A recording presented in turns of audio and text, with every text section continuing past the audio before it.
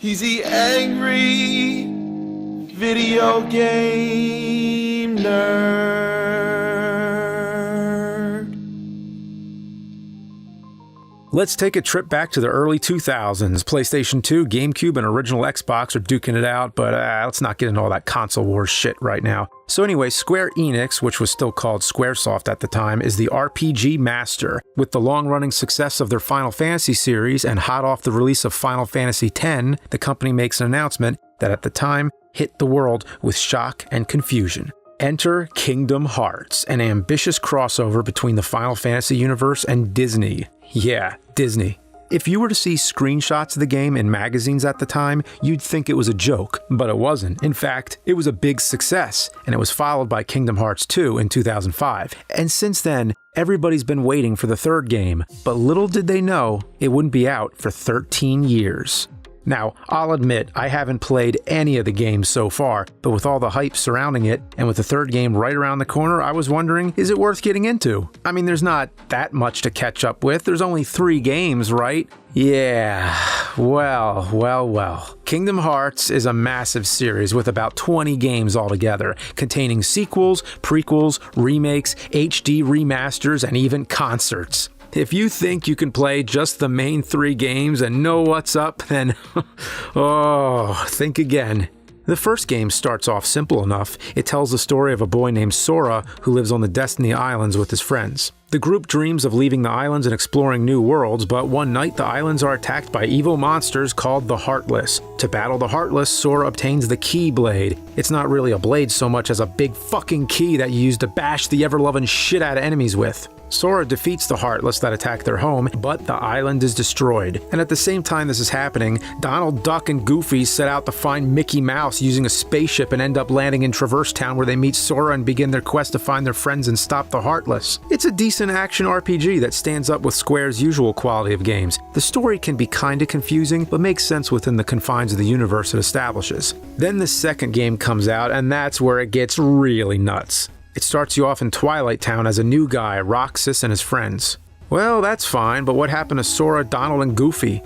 These new characters are never mentioned anywhere in the first game, but all of a sudden they're the main characters? Sora, Donald, and Goofy don't even show up until about 2 hours into the game. So, what happened? Well, it turns out to get the full story, you have to play Kingdom Hearts Chain of Memories on the Game Boy Advance before playing Kingdom Hearts 2. That's where Roxas gets introduced, and it also gives the story in between the first and second game. But come on, you can't just stick some new characters in the main sequel without any explanation or proper introduction. So now, you have to get a Game Boy Advance if you don't already have one and play through another game just so you can be up to speed on part 2. Okay, imagine if you're watching the Back to the Future trilogy. You finish the first one and can't wait to see what happens. Then the movie starts and it's just a bunch of new characters you've never seen before, and Doc and Marty finally show up 45 minutes into the damn movie. Then you find out you were supposed to listen to a book on tape before you watch it. I guess it's also like how you have to sit through an hour of the awful Star Wars holiday special just to see the introduction of Boba Fett.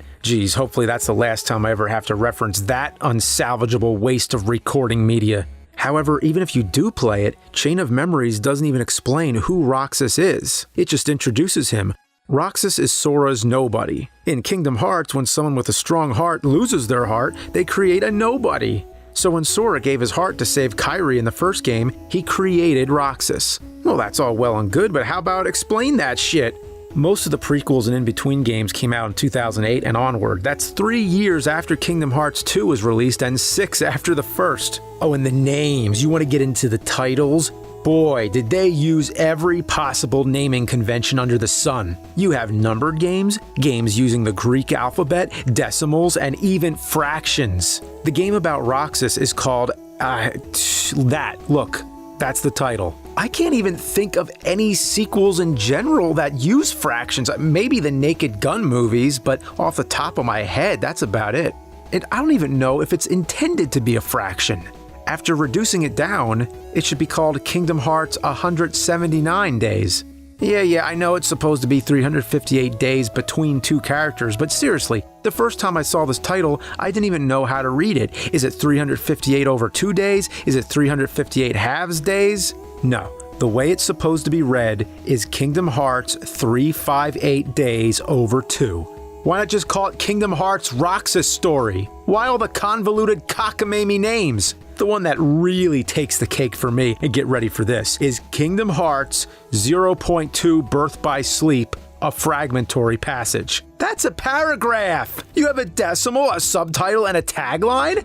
Now that's a motherfucking title. So with that said, let's finally start tackling this timeline. It starts not with Kingdom Hearts 1, but with Kingdom Hearts Key, which was a Japan-only browser-based game explaining the Keyblade War. Nowadays, it isn't even playable, but the cutscenes were remastered in Kingdom Hearts HD 2.8 Final Chapter Prologue for the PS4. What a mouthful! This was followed by Kingdom Hearts Birth by Sleep for the PSP. Then we have Kingdom Hearts 1, Kingdom Hearts Chain of Memories, Kingdom Hearts 358 Days Over 2, and Kingdom Hearts 2. After that is where it starts getting really weird, or weirder.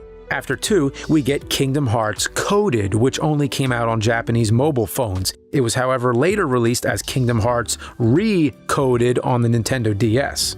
After Coded came Kingdom Hearts Dream Drop Distance, the first tongue twister sequel for the 3DS. And the last game before Kingdom Hearts 3 was Kingdom Hearts 0.2 Birth by Sleep, a fragmentary passage.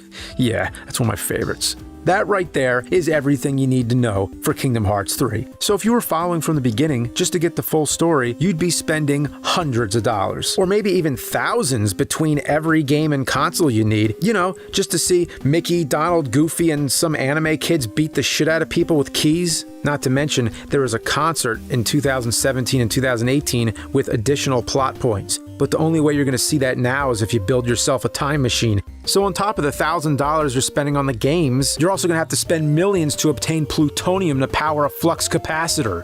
Oh, then again, it's on YouTube.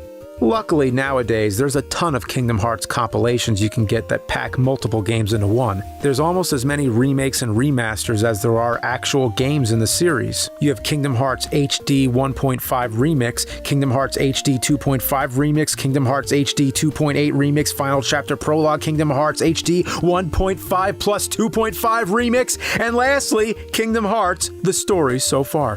What a convenient title. The Story So Far packs in everything you need to know the full story before Kingdom Hearts 3 drops. And you don't need to understand complex mathematics or the Greek alphabet to play it. With all the shit packed in well after the first and second game, it makes me think they hadn't planned any of this. The first game is pretty straightforward. You travel to different Disney worlds to stop the Heartless and try to find your friends. The plethora of side stories and prequels just makes me feel like they were desperately trying to keep the hype train running until the third game finally came out. This series did essentially span 3 console generations, so I can understand that they wanted to give the fanbase something to do in the meantime. But I just wonder if they had this entire story planned or were just padding it out to keep the interest going. So for someone who's just now looking to play these games for the first time, I'm kinda intimidated. Between all the entries in the series, you're looking at over 100 hours of gameplay, and that's without even counting Kingdom Hearts 3. Well gee, add that to the whole list of games in general that I'm trying to play, it's gonna be another 13 years to do that. I guess though, by that time, the third game will be old enough to do a proper Angry Nerd review. But these games so far are pretty decent. They provide a nice amount of playtime for your money, and the worlds are diverse and interesting. While the Disney stuff is kinda weird, it never feels out of place in the game's universe. Also, now with Disney owning Star Wars and the Marvel universes, it'll be cool battling alongside Jedi and Avengers. Will that ever happen? Maybe, maybe not, but maybe when Kingdom Hearts 4 drops in 2030. Then we'll finally be able to see Sora, Mickey, Donald, and Goofy team up with Han Solo, Luke, and Iron Man. Or not. But until then, who knows how many prequels and spin-offs and side stories and 4K remasters and remakes and reboots and requels we'll see. Only time will tell.